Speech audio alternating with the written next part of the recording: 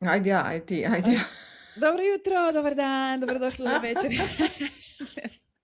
Ne znam A kako sad si gledati. kao ti službeno počela podcast, pa nema veze. Da, Dobar dan i dobrodošli u još jednu epizodu podcasta Samo bez panike.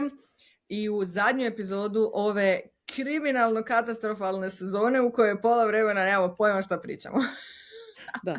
Ali Šalim dobro, se, ne, to- super nam je sezona, ali smo bile ekstra opuštene, ja bih rekla, ove godine. Da, bili smo jako relaxed i chill i ja mislim da je to, obzirom na količinu podcasta koji se stvara u zadnjih nekakvih godinu dana, roje kojih je stvarno, ponekad dolazi do toliko velikog broja da Maja i ja razgovaramo da je sad vrijeme da ugasimo ovaj naš, jer jednostavno je ono stvarno previše svega. Takvih govana sam se naslušala da je to Jesus Christ. Znači, svak s mikrofonom je sad dobro. Ne kažemo da smo mi nešto jako ni stručne, ni da je to nešto edukativno, ali kažem da jednostavno je, znaš kada sjetiš možda da je malo tumač svega, ali eto. Da, sezona je bila zanimljiva. Meni je to prošlo ovako.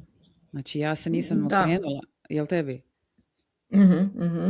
Da, i sad dolazimo do ljeta, imamo našu standardnu ljetnu pauzu, što zbog posla, što zbog obaveze i tako dalje. Inače nama je tu sada završila škola netom, međutim evo Slovenija i Njemačka još uvijek gule do nekakvih tamo sredine 6. mjeseca, je li tako nešto? Kako, do kad vam je? 6.7. A 7. sestro. Ne, Njemačka je, već smo to pričali milijun puta, za one koji slučajno ne znaju, Njemačka je preogromna i kad bi svi išli na godišnje isto vrijeme, svi bi izašli na autoban u isto vrijeme i onda bi svi zauvijek stajali zato što nikad ne mogu proći. Tako da onda države imaju podijeljeno različito. Neki vjerojatno kreću skoro, ali mislim da niko ne počinje baš prije nekog 26. Nama se to jako šalta u NRV-u. Ja imam nekad godišnji od 15. nije od tipa 2.7. a ove godine počinje tek 18.7. Tako da škola nekad počinje tek 1.9. kao ove godine, a prije 3 godine je počela 5.8. Aha. A onda vi imate te jako kratke ljetne praznike. Mi imamo 6 tjedana. Ali evo vidiš, kad smo kod te teme, doslovno sam jutros pročitala kod, ja bih rekla na slavonski kod Elene, ali ona vjerojatno Elena, jer je iz Pule, a živi u Splitu. Vijan Projić, nju znaš sa... Bože, kako se zove? Ajme, jel tako se zove? Je, tako portal. Je, da. I ona mi super piše i sjećam se kad isto davno pisala po drugim portalima i slično, ali je jutros imala mini rent na svojoj Instagram stranici. Standardno, roditelji nemaju 3 mjeseca godišnjeg. Ne. Gdje s djecom, kako s djecom, i onda je negdje boldala, našla je kao Njemačka i Austrija imaju sisteme gdje ferije traje kraće, plus škole imaju u sebi neke vrste boravka koje ti malo novaca platiš i dijete i dalje nastavlja ići u zgradu škole od u prosjeku 8-9 ujutro do barem 3-4 popodne, da roditelji mogu nastaviti raditi. Da, ali ona je to pokazivala jer kao šta bi trebali. Reci, šta si htjela reći? Kako je bilo, znaš uvijek se vraćamo natrag kako je bilo kad smo mi bili mali, ali mi smo imali roditelje sa puno, kako bi rekla, poslovima drugačijim, bilo je malo manje opterećenje i bilo su dide bake i bila su sela i mora i tako dalje. Malo se sad situacija tu definitivno promijenila, ali ja sam uvijek za više onu situaciju gdje je više ferija u nekim toplijim danima gdje djeca mogu biti vani. Samo ti ne možeš baš dijete u prvom osnovno staviti kompletno samo doma. Znam, ali Margarita, ajmo sada, znaš da volim biti đavolji odvjetnik. Prvo i osnovno. Je, ali u Splitu na moru uglavnom svi rade i kad je sezona ti radiš. Da. Nije baš da ta djeca mogu, znaš, da ih neko nadgleda. S druge strane, ne mogu biti u prvom osnovne sami, mogu biti malo veći, ali opet to ručak, znaš, briga, to je cijeli dan. Pričamo s jedne strane o ukidanju mobitela i kako ne trebaju imati pristup TV-u, a s druge strane, mi kad smo bili mali ljeta nisu baš bila u temperaturama od 40 stupnjeva. Ne. Da li ti možeš biti vani? Znaš, mogu djeca na Hvaru biti vani većinu dana, ali opet u podne moraju ući. Ali možeš misliti doma. Zvizdan. Mi smo bili doma od pa šta znam, 11, ono, moraš doći u podne doma, jer onda je bilo, naš, ono, kod onaj desant iskrcavanja na Normandiju, priprema za ručak, znaš, što treba biti u podne Svi doma. trče kući. I onda si negdje bio do najkasnije, ja bih rekla 4. Smo bili u kući i morao si činiti kuco da ne bi slučajno probudio roditelj, jer moji su recimo radili dvokratno bili. Imali su ono, znaš, ujutro pa bi bila... Da, pauza za ručak i to, da. I onda si morao biti jako tišina velika, slučajno ne bi mamu probudio jer bi letilo nešto u tom smjeru. Šlapa, klompa, znaš ono, čaša. Da. Što god bi dohvatila bi letilo u tom smjeru, se mora biti jako tiho. Ali nismo bili vanka cijelo vrijeme i onda bi izašli negdje u 4 pa bi se motali oko kuće i igrali šta ja znam i onda bi otišli dole u bila jedna plaža koja ti nije ko plaža, to je više ko nešto, Gospodova Rapa se zove. I to ti je, ono, znaš, pličak teški hardcore. Ne možeš se utopiti ni da se trudiš. Ne, da se trudiš, ne možeš utopiti, se možeš bučkati. Ili Bile stine, to je bila sljedeća, to je bilo malo gdje si mogu skočiti sa ovolike neke kao stepenice. Ali eto, da, uglavnom nismo bili puno vani. Tako da, što se tiče tih školskih praznika, da, naša vlada je definirala opet praznike u veljači za sljedeću godinu. Koji meni beskonačno idu na živce, zato što je... Ja sjećam na skijanje njih 16 iz države koji idu svake godine. Znam, ali ne, ti bi se začudila zapravo koliko ljudi ide na skijanje. Mislim, ja sam ta koja onda... Znam, pa šta će kad imaju ferija što da rade? Da, jer ja recimo kako ja nemam godišnji nikad i ja nemam ljetovanje ko većina normalnih ljudi jer radim cijelo to vrijeme, meni je recimo moj jedini godišnji tokom godine je to skijanje, baš ono da uzmem 7 dana off i onda me nema negdje ili odem na put. To jest nisam u kući. Tako da recimo, ajde, ja sam čak i onaj u kategoriji spadam da meni to relativno i paše, ja mogu to tako organizirati, ali opet mi je draže da imam umjesto toga više nekako tjedan dana za Uskrs, da možemo otići recimo na Hvar vidjeti didu nonu i tako dalje. Ali eto, to je tako kako je, šta možeš tu sad napraviti? Ja ne znam kako će to izgledati za jedno 10 godina. Mm-hmm.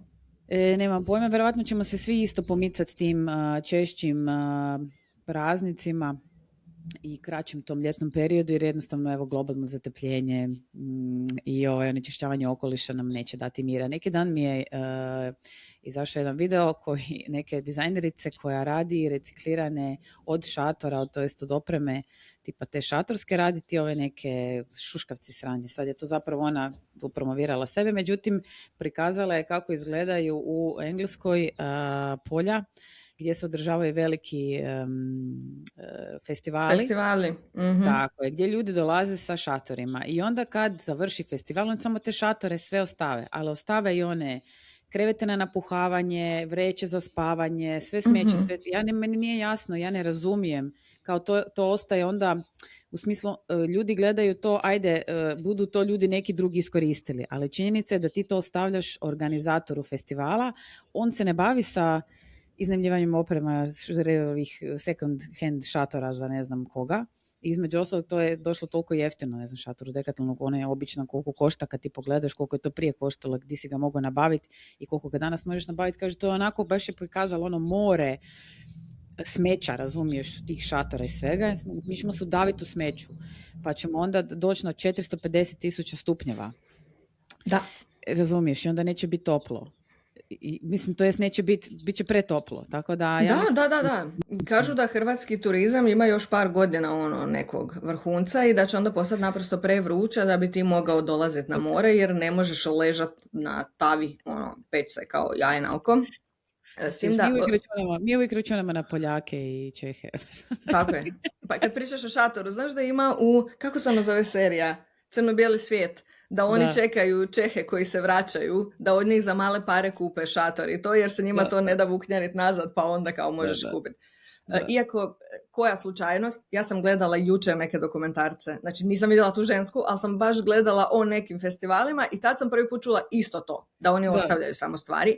Ja se neću nikad prestati čuditi sebi kao koji sam ja kreten. Stvarno, kraljeva na zrnu graška, kao sam jučer pala s Marsa i nikad nisam živjela na svijetu. Ja sam toliko bila šokirana tom informacijom, jer ja ne mogu vjerovat da odrasli ljudi, ali to ono kao festival, priča se o tome što će se obući, ove šešir ili one šešir, i svi su to ono kao sve više vegani, razmišljamo o politici, o životinjama, o okolišu, tako je, mi prihvaćamo sve, vidi nas kako smo istetovirani zato što smo otvoreni prema svim opcijama, i onda onako, meni se ne da nosti ovaj šator nakon 3 dana, koga jebede, ostav ga. Onako, šta? Kako je, šta te mama naučila? Mislim, kužiš šta mislim? Da, kao, meni se ne da baviti tim, pa ću ja to ostaviti. Pa da li ti misliš, šta točno misliš da se desi s tim? Dođe mala Zubić vila i riješi to. Pa zato što ljude vole sve u životu, onako, ja to neću, bavit će se neko drugi s njim. Da, to su vjerovatno, ja ti pretpostavljam, to su vjerovatno aviogosti koji moraju onda avionom ići natrag. Ali ovako, znači na tom nekim festivalima imaš uredno, ne znaš, nema plastičnih slamki, nego se pije iz onih papirnatih, to je naša plastična slamka, je najveći problem nekog. Naravno, najveće zlo ikad. To onda eco-sustainability, znaš, sve imaš. Prvo slamka, onda Donald Trump, da se razumijemo. Tako je, i onda ta situacija. Tako da, mislim, postoje vjerojatno rješenja za to, tako da kazniš organizatora festivala na takve gluposti, kužiš, jer oni to sve moraju onda, ili im naplatiš užasno odlaganje tog smeća, pa onda vjerojatno to može nešto doći, ali činjenica je da ako negdje ideš kao recimo na neku aviodestinaciju, da ti je jako komplicirano vukljati natrag svu to opremu. Zanima me, ponesi ti svoje smeće i baci ga u smeće. Ja ti ne bi dala da izađeš iz tog prostora dok ne pokupiš za sobom. Da. Što je normalno, kao nikad u životu nisam otišla u kamp na roštiljanje, bilo gdje da onako nisi pokupio za sobom. Još kad odlaziš se okreneš pa vidiš da nije slučajno šta. Mislim, na kraju krajeva ti na plaži koliko puta pokupiš neku bocu plastičnu koju vidiš da je usput sa strane pa neš ju ostaviti tu. Da. Ne znam, mene deprimira to koliko su svi kao nešto uključeni u sve i svi su kao neki aktivisti, svi imaju razumijevanja za sve i svi smo neki kvazi intelektualci, mislim ja prva. A s druge strane toliko nimalo osjećaja za, ja stvarno sebe ne smatram nikakvim eko čovjekom. Ne, ti da se razumijemo. Ti si samo normalna, to sam ja isto. Ja sam samo onako, kako bi rekla, bazično normalna. Znate što, mi ćemo morati samo sekundu ovdje prekinuti jer imam poziv koji neko zove histerično 2 puta, samo malo. Najvjerovatnije je dostavljač koji ne znam šta mi nosi. Samo sekundu. Izvolite, Margarita ovdje. Možete ostaviti, molim vas, u kafiću Mondo, pa ću doći pokupiti. Dolje u kafiću? Da. Dobro, eto, hvala, Đenja. Eto, znači, da jadnog čovjeka ne rastežimo, sad ostavit ćemo ovo, tako da to se desi. Da vidite kako život izgleda i zašto je za ova sezona imala malo epizoda. Ovo sam ja zapravo sada, kako su djeca doma, ja sam sad morala otići u stan od mame i tate u kojem ne radi internet, znači ja ovo streamam preko svojeg mobitela jer ne radi internet ovdje, da bi imala internet konekciju, jer ja ako ostanem, znači mi ne možemo, ništa se ne može odraditi, to ti je broj 1. I s time još plus ja njima ne smijem reći gdje sam, jer oni znaju gdje je stan i sad bi se tu zvonilo, jer ona je njemu uzela daljinski, on je njoj došao pljeskat, onda je ona njemu nije htjela dati jest, onda i tako. Znači, to su sad ove radosti odmora, znaš kad ideš raditi onda jednih mama, praznika. Meni je dosadno, mama ona ovo, mama on ovo i onda nakon nekog vremena samo stisnem blok. Telefonski poziv je blok jer ne prestaje zvati. Da. Tako da završila je škola konačno. Kad ideš na otok, na otoče? Na otok ja bi išla preko sutra. Meni danas sam se prerano probudila, preko sutra idem i onda ostajem do tamo negdje 29. ja mislim.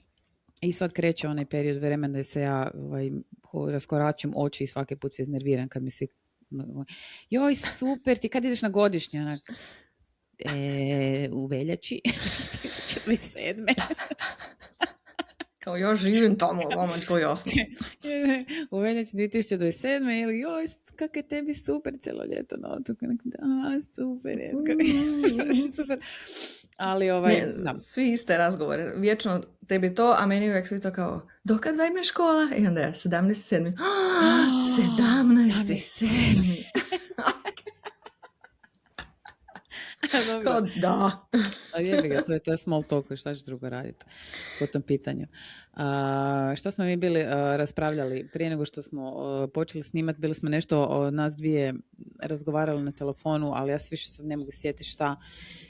Možemo recimo kako se zove, istaknuti činjenicu kako mi super kosa izgleda. Vi koji ne samo slušate, a ne možete gledati, znači... Marijetina kosa najbolje ikad. I najbolje ikad izgleda kao da imam 22. I jako pijem puno tekućine i uopće se ne stresiram kako mi kosa izgleda. Znači izgleda top. Ali ja mislim da vam je to kombinacija, slušaj sada. 2 dana masno plus suhi šampon. Da, suhi šampon, ja ne znam zašto ne postoji neka Nobelova nagrada za najbolji kozmetički proizvod. Ali navodno, i to sam skužila na svojoj glavi, kad ga previše koristim, recimo ako bi ga sutra opet stavila, pa još produžila još 1 dan, jer kao ne da mi se oprat kosu, onda mi se dogodi da mi jako začepi pore ovoga. Jako mi počne svrbiti, jer inače imam problem sa peruti, općenito. Jako mi tijeme sjebe. Tako da sam slušala nekako frizera koji je rekao da mi to svi krivo radimo i da se suhi šampon treba staviti onda kad opereš kosu odmah, immediately. Znači ne kad je masna kosa, nego se treba staviti kad je kosa svježe oprana se stavlja. Ja nekako ne mogu se natjerati to napraviti jer vidi, mislim, tek se friško oprala, sad ću ja to s nečim, razumiješ? Ja stavim uvijek kad je svježe operem, zato što nemam volumena ništa i onda kad je operem ovako samo visi kao mrtva lisica sa glave, tako da onda stavim. Dobro. Ali po meni najbolji efekt ima kad u džimu nemam vremena prat kosu, dobro, a malo je onako od vježbanja vlažna i onda ju prosušim fenom i onda našpricam. Aha, to je kao znači kombinacija da još onako kao, ja ne znam šta je to, mislim, odvratno da se razumijemo, ali onda mi kosa najbolje izgleda sa suhim šamponom. Ali to je... I uvijek budem onako kao ujutro, kao odvratna sam, ja ne znam kako ću ja danas još proći s ovom kosom i onda odradim trening, stavim to i onako kao, možda ni danas neću praviti kosu. Ali to je možda, ja sam danas bila ujutro u džimu i danas je bio jedan od onih rijetkih dana kad sam ja i ergometar nismo posvađani, pa sam veslala na ergometru. Onda mi je puls malo skočio iznad onog mrtav čovjek. Možda je to? Puls inače... Došla je krv u mozak. Da, jer ja inače meni se puls ne digne nikad od sjedim na kauču. Znači ja vježbam jako anaerobne vježbe. Nema tu, ne diže se puls. A ništa, onda... zona 2, dugo srce i ostalo, dug život. To, da, ne. Neki dan smo, neki ne mogu ja to, jednostavno mi je dosadno, ne mogu. Ali kad dižemo one utege, da, ali ništa, ne mogu trčati ovo ništa. To ne mogu, jednostavno, predosadno mi je, ne mogu to. I neki dan smo imali, bilo je super, imali smo ti kao nogometna u turnir Rudijevog kluba, kao mame protiv prvaka, znaš. Vidjela sam sliku, da. Znači, majko moja, prvo ja onda sam, šta ću, buć moraš imati neke te nešto, ne mogu, duge tajice, vani tišće. Uglavnom, posudila sam Cvitin onaj outfit za ragbi, sa štucnama sve to. I onda... kao nisam mogla ništa trčati, ali sam bila najstylish. Bila sam najstylish, definitivno sam izgledala kao da imam sve konce u rukama, apsolutno ne znam niti jedno jebeno pravilo. I onda sam dobila nekakve, bila čak i kopačke, znaš, one sa čepovima, onim metalnim od baturine. Međutim, to je vjerojatno kad je baturina ima 13,5 godine, jer to je broj 41, ali to nije baš broj 41, jer ja ne mogu to navući, bila sam i premala. I onda me još ovaj trener, znaš, Rudjev gledao, kaže, pa di ćete vi u tim kao metalnim čepovima? Pa nema veze. Ste probali kad hodate u kopačkama s metalnim čepovima? Baš da zapisati kakav je osjećaj. Znači, to ti je ko da hodaš stvarno na čepovima. Imaš osjećaj da imaš one cipela za tap dance kad si na pločicama, ali kad dođeš na mekano, na travu, one malo upadnu, ali ne skroz. Ti ih osjetiš dole na Johnu, nije baš ugodno. I sad kaže on, aj probajte malo potrčati, pa to vam je ovako, vam stuče u glavu, znaš, kao bolićete koljena zglobovi, znaš, pogotovo ako nisi na viku, ja stvarno potrčim, ako mislim se, slomit ću nogu, evo te, znaš. Šta si onda, jesi premjela patike? Imala sam samo starke, zamisli, znači, jer već jebote pas mater, u starkama koji su toliko uske, znači to je za slomit nogu 1/1. Znači ja u starkama trčim, znači bože mili.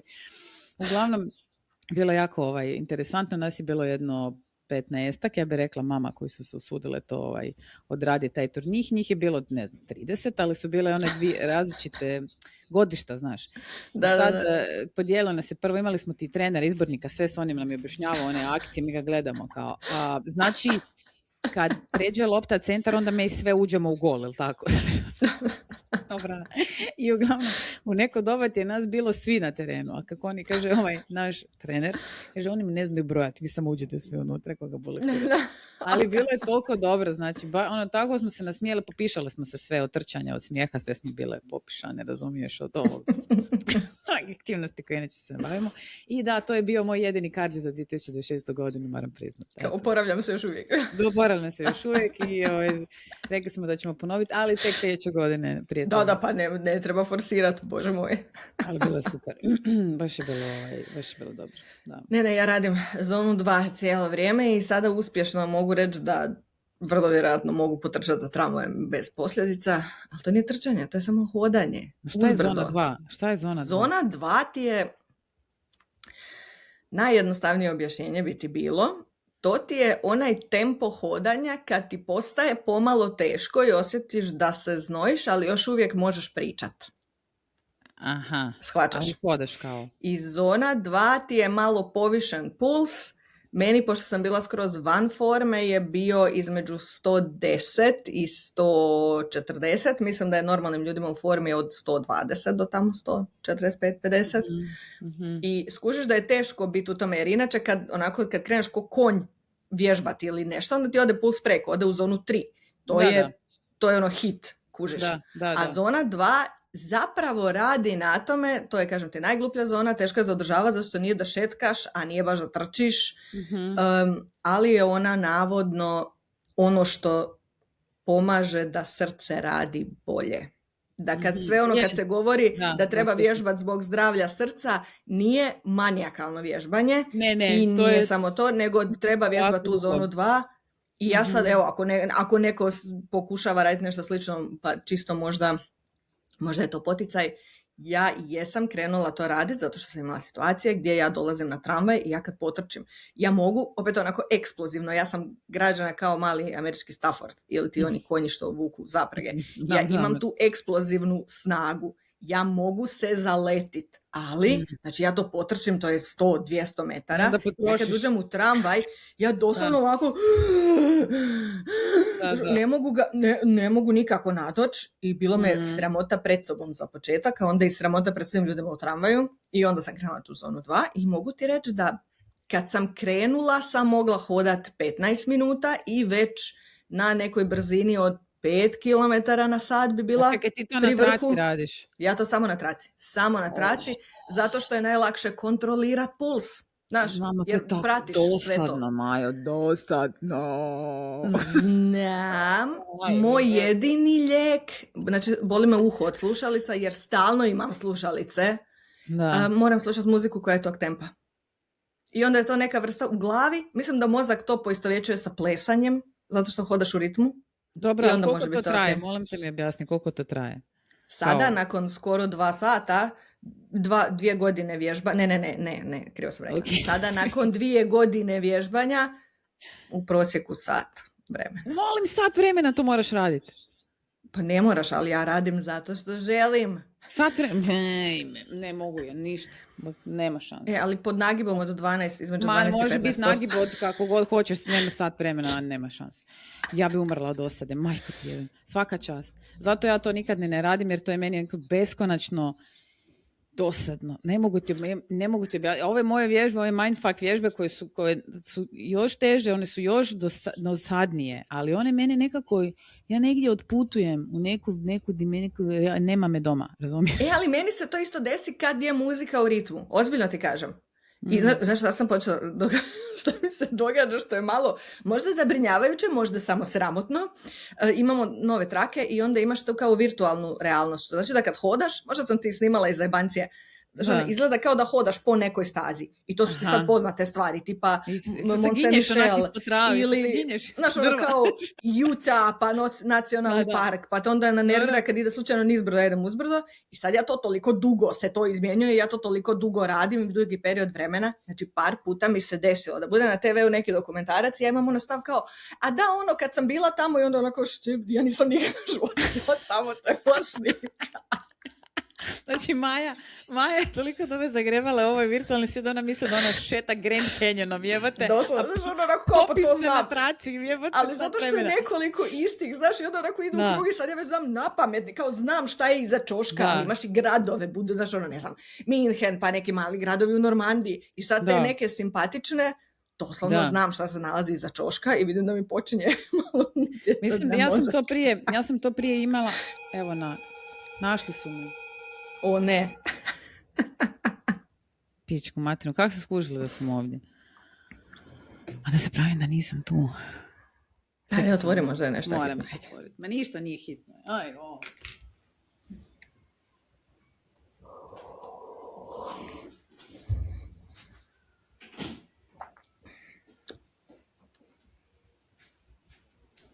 A ne, to je, znaš šta je to? To je dole. Aha. Neko zvoni, to može biti skroz neko pizdarija. Evo, neka vam sve ovo ostane. Što sam govorila? Aha, ja sam ti prije imala to kroz ovo planinarenje. Išla sam na ovaj trekking i trail. Čekaj, sad opet neko zove. Je li ovo će moguće? Majko, molim Margarita ovdje. Halo. Ja sam, recite. Ajde, molim vas, ostavite u moj kafiću Mondo pa ću pokupiti. Odmah pored, da. Ajde, hvala lijepo, doviđenja. Znači... Ovo sad izgleda kao da sam ja onako su paketi dolaze konstantno, nešto se, bože mili, ali činjenica je da ja idem na otok i da sam sad sam nešto nakrcala, razumiješ? I sad je ponedjeljak je danas. Eto, tako da danas će to sve doći da mogu to potrpati u auto jednu dole. Da, imala sam, znači, to dok sam taj trekking trail, da, ako je. Međutim, to je malo teško ukomponirati sa ovim rasporedom samo kućnog roditelja, ne znam kako bi one parent household, ne znam kako bi se to prenijelo na hrvatski. Nije samohrani roditelj, nego je samo jedno kućno, ne, whatever, svačate šta znači. I malo mi je teško to iskombinirati. I onda sam jednostavno prestala, ali to meni recimo bilo tako. Ali možda bi mogla ja to napraviti, pošto ja jako volim imati izazove iz neobjašnjivih razloga za sljedeću godinu kad se vratim natrag, jer nema šanse da primam pristup traci na Hvaru. Da, možda učim njemački. Oho. Da, možda učim njemački. Ne selim ništa, nego mi se sad dogodila jedna situacija gdje smo imali jednu kupoprodaju dole na otoku, gdje je prodavatelj bio Njemac, a mi svi pričamo ko neki engleski i neki krnji njemački, razumiješ, i onda sam morala zvati tatu da ide sa mnom, jer on priže njemački. Znači, mislim, jako annoying situacija, razumiješ, baš jako, ovo je moj tata. Znaš, entschuldigen Sie bitte. Znaš, kako glupo. Mislim, razumijem ga, ali ne razumijem ga na tom levelu da se mogu sporazumjeti na toj razini. Jer na kraju krajeva nisi samo pouzdan, uvijek se bojiš da nećeš nešto dobro razumjeti. Da se nećemo nešto dobro razumjeti, nije baš jednostavna situacija, jer zemlja u pitanju i građevinske dozvole, šta sve ne, i onda smo, eto tako, morala sam zvati tatu da ide sa mnom, jer on pričati njemački. Tako da sam, možda bi to bilo, možda bi mogla učiti preko one neke aplikacije, učiti njemački, da, jer ja ga znam, učila sam ga znam. Imala sam vječito otpor prema njemu. Jako velik otpor, kao odvratan jezik, ne želim ja to znat, ali sam ga učila kroz srednju školu i onda sam još išla na one neke sove, šta ja znam, svašta nešto. Tako da, eto, možda bi mogla. Vidjet ćemo koliko ću propričati do kraja 2027. godine. Eto, provjerit ćemo te. Imamo sad zabilježeno, tako da to možemo provjeriti. Može. Ali definitivno razmisli o traci kao izazov. Zato što stvarno je... Vjerujem, meni je to, kako bi ti rekla, dizanje utaga je divno i super je kad digneš veliku težinu, ok, ali ja tu ne vidim, opet možda zato što jesam mali američki Stafford, ja tu ne vidim neku razliku u svakodnevnom životu, jer sam uvijek mogla dići teško, znaš. A ovo je prva vježba u mom životu u kojoj ja zapravo osjetim razliku, i ovo zvuči kao takav fit influencer, razliku u kvaliteti života. Dobro, to te razumijem, o čemu pričaš, to se meni vježbe disanja pružile. Razliku u kvaliteti života, gdje ja osjetim svaki najmanji mišić koji mogu napet kako bi rekla, mogu napet ove gornje mišiće iznad guze, na primjer, a da mi erektori stoje ovi mišići leđini, da se oni uopće ne upale. I to mi je recimo jako cool da to mogu napraviti, a ne mreš to dok ne radiš baš to jako dugo, da to treba puno. Da, baš to još ja ne znam da li to mogu baš tako odvojeno. Ali, moraš samo dugo vremena vježbati. Nije stvar, nije stvar, bila sam to znala, dobro objasniti, nije stvar kapaciteta snage, nego je kontinuiteta u ponavljanju. Mora se mozak. Da, mislim da to onako moraš naučiti izolirati mišić i kontrolirati ga. To nije nešto što dolazi samo od sebe. Da. To se trenira, to moraš ko sloj po sloj radiš kroz trening i onda samo polako moraš micati iz glave. Da, razumijem, zato što ja to ne znam. Jer ja tako imam sa Oliverom rasprave, kao ti sigurno možeš napraviti pull-up. Ja govorim ne mogu, zato što ja vidim da ne znam uopće aktivirati mišić koji mi treba. I on kao, samo povučeš, ponak, nije samo povučeš. Ja mislim da i mi žene imamo drugačiju to zovu nekako neuromuskulaturna veza, nešto, nemam pojma. Imamo malo to nešto drugačije nego muškarci, oni imaju to, njima se automatski aktiviraju drugačije mišiće nego nas. Ali dobro, sad da ne zadubimo ove neke, Bože mili, Isuse Kriste teme. Čekaj, da ja samo još nešto završim sa ovom temom, kad smo kod toga. Što imam osjećaj da moram reći, jer će slušat neke žene i bit će ono kao, Isuse, ja sam grozna, jer vidim da se meni to događa na društvenim mrežama, jer sad svi hodaju 200,000 koraka dnevno i svi broj kalorije i svi, meni to odmah upali sve trigere, jer znamo. Ali sam htjela reći da to onako, nemojte si to predbacivati. Većina žena koje vi vidite da hodaju 20,000 koraka dnevno su neka vrsta influencera ili im je to posao ili imaju babu koja im čuva djecu ili nešto. To je više sati dnevno rađenja samo to. I mene je pitala jedna mama ovdje u Njemačkoj koja ima 3 djece i radi brutalan posao i to male 3 djece i bila je onako kao, kad ti stigneš vježbat? I ja govorim ono kao, prije posla. I ona kao, i dozvoljno onako kao, ne, meni je jasno, to je grozno za reći, ali ti to sad ne možeš u ovoj fazi, to sam ja daj si vremena. Ja mogu slučajno, jer je škola u 8, a ja ne moram biti na poslu do 10. Da, to je i meni isto uvijek bilo u glavi. Ali to nije nešto što dolazi samo od sebe. To je meni isto bilo u glavi, prije sam prestala to uopće puno komunicirati na društvenim mrežama, zato što moram tako tolike široke disklejmere raditi, objašnjavajući svoj radni dan i općenito moje navike, da sam se umorila. Jer ne želim nabijati taj nekakav, kako bi rekla, sliku možda koju ti imaš percepciju toga što vidiš iz tog nekog kratkog isječka, jer iza toga stoji tipa godine pripreme da ja imam vremena, mogućnosti i tako dalje. Znači moja djeca su velika, potpuno samostalna, imam posao koji je jako fleksibilan, znači ja ponekad ne radim ništa do 4 popodne i onda imam od 4 popodne do 8 ne stajem, razumiješ me? Nekad nemam pojma, nekad, ne znam, evo na primjer dole na Hvaru imam kao neka dvoranu za vježbanje, postoji, ali ona otvara tek u 8. A ja u 8 već moram biti, meni je to kasno, znači ja nema druge opcije, nema. I ja sam onda sebi u garaži očistila jedan dio prostora i potrošila ne znam koliko novaca, da si opremim osnovno da imam prostor za vježbanje, jer to jednostavno moram imati, jer ako to ne radim, onda se ne mogu kretati, ja se stvarno ne mogu kretati, meni počne sve boliti. Sve me počne boliti, ja moram to raditi redovito, ako ništa drugo moram se bar istegnuti, izmasirati, napraviti vježbe disanja, onda mogu funkcionirati tokom dana nekad i onda još i dodajem drugo. Tako da je to što ti vidiš nekog drugog da trči puste kilometre, tako, ili ne znam, ja sam kad sam pričala sad o ovoj kosi, smo razgovarali bile na početku, to jest ja sam danas primijetila kako lijepo izgleda, onda recimo ja dobijem često komentar kao, obično mi žene, kao kako si se usudila ne farbat kosu, ja sam rekla ja sam vam ljena, ja sam vam neopisivo ljena raditi repetativne stvari koje automatski ili kroz neki duži period mene neće pružiti neki benefit u smislu da ću se ja bolje osjećati, neku bolju tu kvalitetu života, koliko god klišej to zvuči, ali to je stvarno sad u ovim godinama mislim da možemo shvatiti šta je, bez da sad objašnjavamo točno u točku, ili da ću ja imati neku financijsku korist ili neku XY korist. Ne želim ulagati energiju u ništa što mi neće pružati nekakav gušt. Kad ovakve stvari. Tako je. Uh-huh. I onda sam zapravo mi dođu reakcije u smislu pa dobro, možeš ofarbat kosu, ja kažem, ali onda mi je jako suha. Ali meni, možda tebi, osjećaj suhoće kose nije ista percepcija koja je meni. Meni to jezi. Ko recimo kada grebete noktima po ploči ili po zidu ili neke druge stvari koje vas iritiraju, postoje različite. Tako je, mene iritira kad mi ta kosa ovdje na ovome tu dijelu, znači taj zadnji dio ovako, mi bude kao 1000 malih plastičnih slamčica. I onda ja to stišćem ovako pored uha, stišćem i čujem taj plastični zvuk.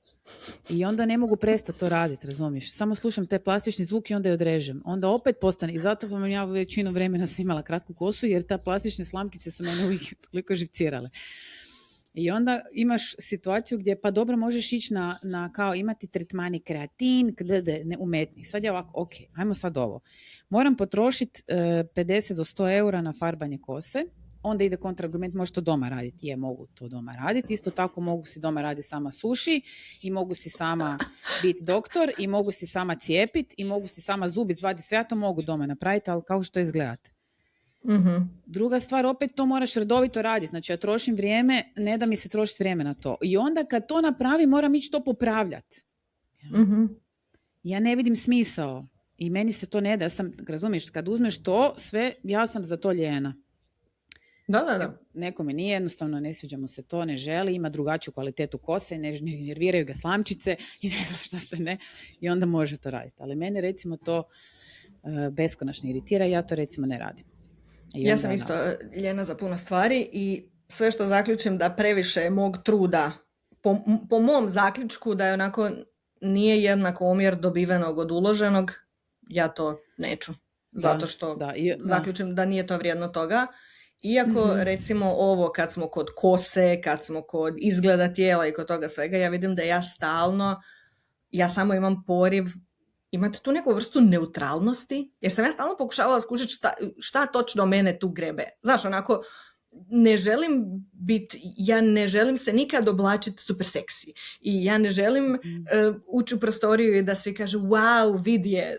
Nemam taj poriv, ja se ne znam tako ponašati, meni to ne odgovara. I I onda onako kao, ali koja je svrha, šta ja želim? I onda vidim da li je sa kilažom, da li je sa kosom, sa bilo čim.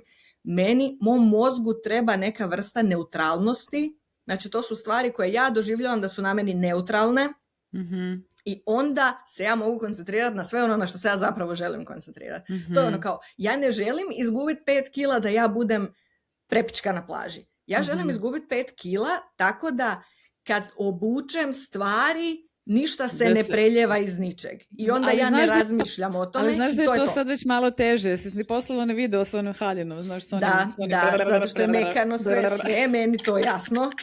Znaš, ali to kao, ali ja neću nikad onda kupiti takvu stvar. Evo i ovaj topić koji imam na sebi, opet za one koji samo slušaju, žao mi je, je meni zapravo malo velik, jer sam skužila da ako uzmem manji, da će ti se mogu stati u njega, ali onda ovako.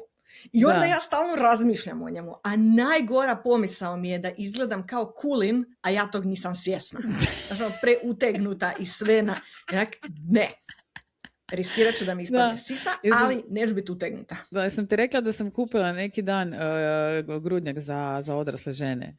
Onaj pravi, znaš. Čekaj, vratit ćemo se na to, ali sad kad smo spomenuli Kulin i kad si rekla...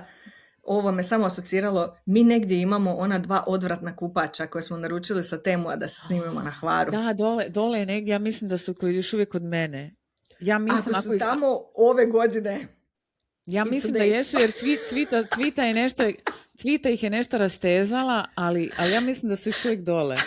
Isuse, naručili smo znači na Temu neke one kupače, znaš, za one cure što imaju... Nemaju ono deke, masnoće na sebi.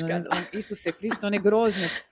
One sa milijun nekih preko. Baš ono to da ti sve ispadne. Milijun vezica i svega. Majko moja, Bože mili, znači Iso Miki, da, taj kupač je hardcore. Da, ja sam čak sad kupila. Kupljeni su sa zajebancijom da se snimimo kako izgledaju žene u 40-ima u takvim kupačima. Koje vježbaju. Pazi, koje vježbaju. Da. Kad meni šalju mi ove screenshotove iz ovih nekih prepiski po ovim forumima šta ja znam i onda mi pošalju i onda kaže vidi kao šta pišu i onda bude kao koliko ona vježba pa ja bi izgledala 10 puta bolje, a ja sam mislim ali ti ne jedeš ko ja. Meni je to uvijek, ja mrzim reći u društvu, a Oliver se voli hvalit kako ja vježbam. I onako samo govorim, prekini to govoriti ljudima. I on kao, zašto? Onako, zato što ti kažeš koliko ja vježbam i ja vidim da ljudi onako ugasim se svjetlo u očima, kao onako izgleda tako, a toliko vježba. Neko ne znaju ljudi da ja vježbam zbog psihoterapije. Nemoj to govoriti. To je kao ona, tipo u smislu, ako ona toliko vježba, onda za mene nema nikakvog, nema šanse, jer kad ona toliko vježba, kako će... Da, ne vrijedi. A zapravo činjenica da vi ne znate šta ja jedem i koliko jedem. To nemate pojma. Prvo to, drugo to, kao kako vam nije jasno, jesmo rekli, ja vježbam da mogu trčati za tramvajem. Da. Tako da, kupači sam, kupila sam grudnjak za odrasle žene, jer ja vam volim nositi ove tanke. Ove tanke, ne znam sad ako vidite, jako tanke, nema žice, nema ništa, samo je materijal. Jer ne volim da me ništa žulja i ne volim da se ništa ističe. Ne volim da se ništa ističe, to mora biti, ništa ne vidi. I onda sam imala, krasno sam jednu haljinu kupila koja ne može sa ovim grudnjakom, jer ne može. Znači, to toliko izgleda smiješno. Mora biti neki malo, znaš, da to vrati na mjesto gdje je nekad bilo tu negdje. I onda sad kad to obučeš, još bez naramenica je, jer mora biti bez naramenica. Znači to, bila sam obukla to na jedno večer, gledam te sise. Znači to stoji tako, tu sise, cijelo vrijeme sam to nešto potezala, jer stalno mislim da mi je sve na izvolite, stalno sam to, a zapravo izgledalo je poprilično decentno, ali ja nisam na to navikla, razumiješ? Da, tebi je osjećaj, da. Evo te, stalno sam to nešto natezala, ali kad sam vidjela neke fotke, pa sam dobre, pristojne, ajde, nije ništa previše, međutim, to je meni bilo. Prvo idu sise, onda ja iza njih, znaš. Da, tako sam se ja osjećala kad sam dojila. I uvijek sam bila kao i žene plate da imaju veće sise. Ja imala osjećaj to što kaže, oko idu sise i onda iza njih idem ja, ali ja cijelo vrijeme izgledam kao ragbijaš, to ne izgleda kao Sofia Vergara, jebem u sunce, nego a uzmimo u obzir, ja kad sam dojila, moje ogromne sise su ispunile B košaricu. Dobro. Tako da vidite, da povučem samo paralelu, da vam je percepcija velikog ili malog, ili mršavog ili debelog, ili sve vam je u glavi. Jer neko je mršav ko prut, ko jedna moja prijateljica, ona je konstantno debela, a mršava je ko prut, konstantno cijelo vrijeme mršava ko prut i nemaš šta vidjeti. A ona je konstantno nešto negdje debela, razumiješ? A ja gledam, a ja sad primjećujem kako idu, znaš, godine gore, da ja samo dobivam po jedan onaj sloj, znaš, ekstra neke polunevidljive kile koje ne možeš nikako skinuti, i rekao, ma koga jebe u pidu materinu, ajde jolo živi. Pa što da radim s njima? Misliš, ne može, gle, količina energije koju bi ja trebala uložiti da to storniram, znači činjenicu da tu se počneš. Jednostavno, pazi, ja vidim slike, nama je još gore zato što mi imamo baš ekstra dokumentirano poprilično jedan veliki dio naših života, baš ga imamo jako dokumentirano. Ja se primjećujem recimo ovdje... To možda nije bila dobra ideja. Da, a možda ne. Razumiješ, imam ove tu recimo kao ključne kosti, znaš, ove tu sve. To je meni uvijek bilo, ja sam tu uvijek bila nekako... Jako izraženo, da. Izraženo, znaš. Sad ja gledam, nema toga više. To ne postoji. Onda tu, znaš, kad ovaj grudnjak ti onako uđe u ono kod babama, znaš, I to je tako, šta bi ja sad trebala? Znači, koje vježbe, sigurno internet će izbaciti neke vježbe za da se riješiš ti toga, ali činjenica da ne mogu se ja riješiti, činjenica da starim i da idem na starije. Znači, ne možemo se toga riješiti, ne možemo to stornirati, niti vratiti natrag, niti računati da ako može J-Lo, mogu i ja. Mislim, znaš, ne, i to je vječni posao, kao nama se ne da kosa redovno farbat. Da, a onda zamisli da moram ići redovno na facelifting zato što kakav god da platiš i napraviš, opet će za 5 godina lice ići dolje zato što znaš koji je posao od lica? Da ide dolje. Da ide dolje, tako da jednostavno ja vidim da to nema nikakvog smisla i onda si izračunam novac puta vrijeme jednako ne isplati se. Shvaćaš me? Znaš šta sam ja skužila? Da. Reci, završi. Samo ništa nisam htjela pametno reći, vjeruj mi. Ja sam skužila da ja sve svoje komplekse rješavam sa tetovažama. Aha. Imam debele noge koje mrzim i sad kad tetovažu na nozi ona kao tako mi je bilo i sa rukama i dolazim nedavno to je moja poznanica, prijateljica iz osnovne škole, dolazim kod nje u kozmetički salon u ovu polikliniku. I ona radi sve moguće, znaš i to, a ja dolazim samo na nekakav kozmetički tretman. I kako smo ušli, ona ovako pogleda u mene i kaže, lako ćemo mi zato, ali što je s ovim, pa ti trebaš vratiti dekolte rješavati. Ja onako, šta? A imam ogromne bore na vratu i dekolteu. I onako poslije razmišljam kao, pa ja ću se samo istetovirati vrat. Riješi problem. Tako sam ja tu stavila na ovu stranu, znaš, imala sam one jahače hlačice, onda je bilo izraženije na ovoj strani, znaš, da... pa sam tu stavila tetovaže, stvarno se ne kuže toliko, ali sad imam na ovoj drugoj strani ovaj prokleti hematom, to nisam htjela staviti tetovaže na tu stranu jer znala sam da će treba rezati neko dobu. Da. Pa nisam htjela upropastiti tetovažu, pa sad to imam, nema veze stoji. Tako da nije ni to loše zapravo sa ja imam zakrpane tetovaže. Ozbiljno. Da, kad su mi vadili ovu endometriozu / šta je ono bio i kamen žuči i to sve, i onda onako, a vidiš da doktori, ja imam tu sreću što ja stvarno svoje tetovaže doživljavam kao dio mene. Meni to onako, svačaš ožiljci, mladeži, tetovaže, sve isto. Da. I doktor onako kao, ali morat ćemo zarezat. I onako kao, što, pa mislim kao kožu. I on kao, pa tetovažu. I onako, pa dobro. I on kao, ali kad zakrpamo neće biti isto. I onako, dobro. Pa to je ožiljak, šta ja radim, moraš rezat. I ono kao, dobro, super. Tako da nemam ni tih problema. I kažem ti, iduće moram razmisliti o vratu, samo još nisam odlučila da li kad istetoviraš vrat, da li onda djeluješ više ovako ili manje. Ja bih rekla da. Ja sam primijetila da meni te tetovaže ovdje, meni osobno kao da ti skrate vrat. Da, meni nisu lijepe, zato što mi nekako, vizualno ko da previše tu privlače pozornost oka i onda samo to fokusiraš i onda nekak izgleda ko da imaš, ko da ti, ne znam, skrate vrat ili, ne znam, ne, baš mi nisu lijepe.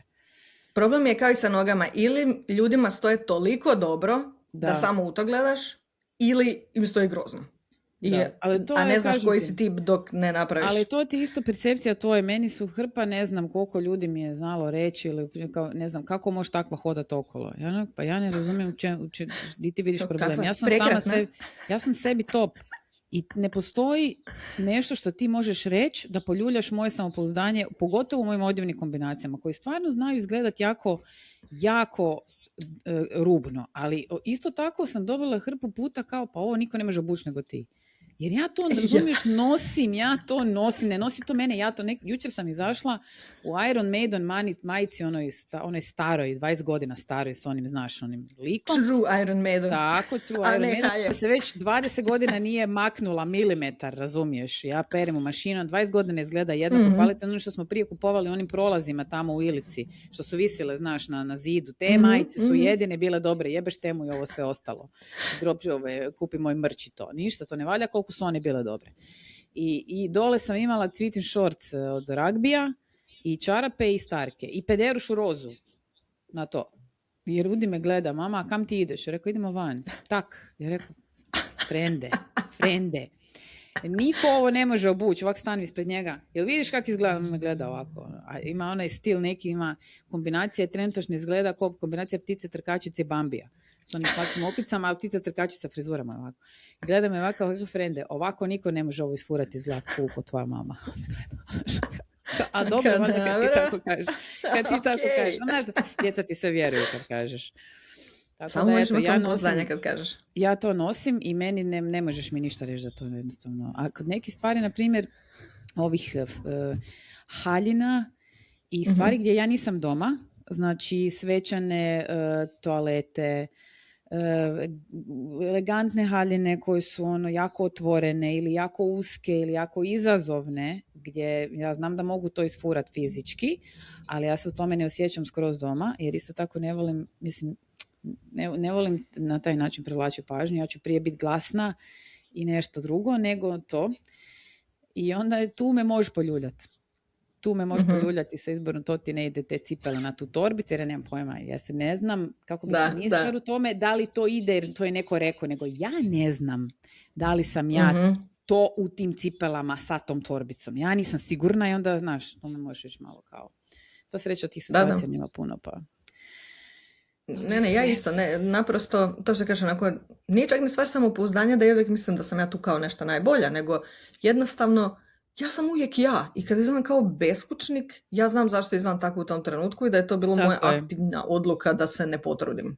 Da. I kod robe ja to baš jako osjetim. Zato imam, koliko god se rješavam robe, ja uvijek imam 2 ormara puna robe, zato što je dio, što se mi zajebavamo, dio je basic u kojem možeš krećiti, trenirat i spavat, a druga polovica je, ja ne znam, kostimografski zavod HNK, od tila, šljokica i svih mogućih sranja, jer naprosto mora biti tu. Da, ja se oblačim po raspoloženju i meni je bitno da se ja osjećam kao ja. Znači, nekako je, rekla bi da ako ikako se oblačim po očekivanju drugih, ja se onda osjećam nesigurno i onda meni ta roba ruši samopouzdanje u društvu. Eto, to si dobro sabrala. Tako bi nekako ja objasnila i to moje. Ako idem raditi po nečemu što sam nekom je rekao da bi to sad, imam neki black tie event. Neki konvencionalno. Black tie event. I onda ja prvo googlam black tie event za žene. Šta je to? Koji su dozvoljeni artikli dužine? Ne znam, razumiješ, jer ne idem na black tie event. Ali, bože moj, moraš se nekako I onda pokušavam naći nešto u mojem ormaru koje bi najbolje ili pasalo tome, ali to uvijek malo ispada ili u cigan look neki, idemo malo van okvira, ali onda ja kažem da je to dio moje osobnosti, pa smo onda to mi izvučemo uvijek nekako. Da. Dobro. Mislim da se taj stil zove Cirkus Colorado. Yes. Najljepši kompliment koji sam ja dobila je, neko mi je napisao, neke stvari može nositi samo Maja i Carrie Bradshaw. Aha, a s obzirom da imam valjda 30 kila više od Carrie Bradshaw, to je najveći kompliment na svijetu. Da. Dobro, mi moramo sada završiti. Ova epizoda apsolutno nema, a ne znamo mi ni kako će taj naslov biti, ali mi smo se htjeli podružiti s vama prije kraja ovoga prije nego što gospođa odleti. Ljetni solstici. I znam da smo obećali temu o mobitelima i sigurno vjerujte mi da ćete vi gledati temu. Nas. S time da ona možda malo i preraste neke okvire, jer ja ne znam reći ne. I ponekad ne znam reći ne i moj mozak ponekad jednostavno prebrzo ide u neke stvari koje kasnije ja to jako požalim jer nemam vremena za to sve raditi i umrem. Ali imam osjećaj da to trebam napraviti, pa onda ja umrem poslije toga, ali ću bar biti zadovoljna da sam napravila to, pa onda ne mogu sama sebi srati. Evo, it is what it is. It is what it is, tako da sigurno ćemo pričati puno o toj temi, jer ja sam oštar zagovornik da se ti smartfoni jednostavno zabrane i da ih nemaju. Tako da sigurno ćete čuti, ali tamo kad budemo, pusti sad to. Sad ekrani na najjače tokom ljeta. Mi imamo razumijevanja, znamo da je školsko ferije, putuje se 15 sati u autu. All bets are off. Mora se šutiti između podne i 4 popodne. Tako je. All bets are off, a kad krene školska godina, onda idemo sa drugim. Samo jako. Nema labavo. Eto ga ljudi, da. Eto, uživajte u ljetu, čujemo se, vidimo se i ništa, pratite nas na Instagramu da vidite kad probamo kupače. Da, molim vas lijepo da to napravite, jer tako, moramo ih naći, da. Ali mi smo sad, samo da znaš, Maja, ja izgledam još gore nego prošle godine. Da, to će biti još veći piš. Ja imam tetovažu na nozi, pa nema veze. Da, to će biti još veći piš. Ok, vidimo se, ljudi, uživajte u ljetu. Ćao. Ćao, bog.